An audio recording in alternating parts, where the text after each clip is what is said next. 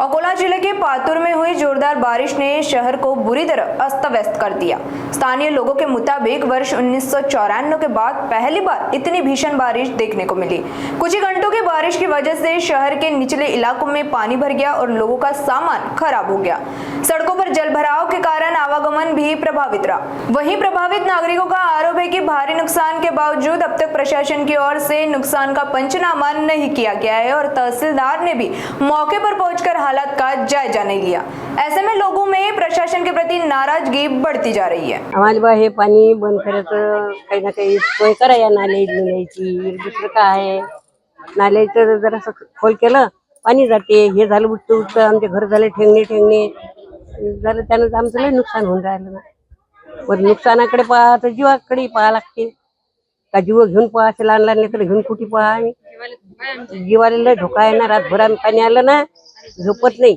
पहिल्यापासून हे डाबरीत आहे आमचे घर आणि लोक काही केअर घेत नाही, मेंबर गिंबर काही केअर घेत नाही।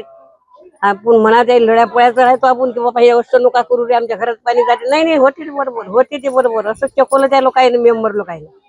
कालची कशी परिस्थिती होती? कालची तर लय भयानकच होती, पुरं घरात घुसल्या काही त्याचं हेच नाही।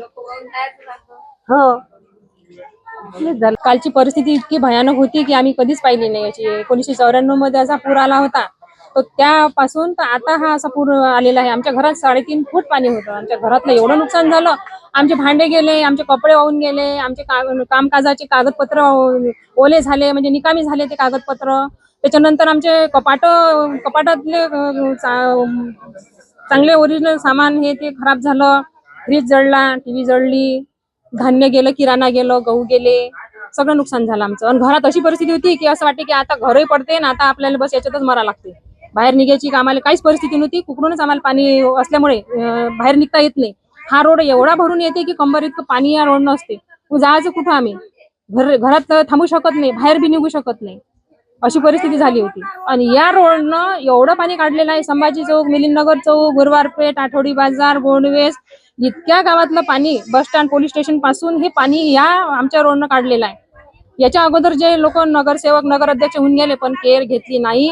मान्सून पूर्व नगर परिषदनं आपल्या सर्व्हिस नाल्या साफ करायला पाहिजे। कोणतेही कर्मचारी सफाई कामगार येऊन नाल्याची साफसफाई झालेली नाही, सगळी गंदगी आहे। त्या गंदगी असल्यामुळे नदीतलं पाणी पास होत नाही आणि जवळच नदी असल्यामुळे आम्हाला आमच्या जीवाला धोका आहे।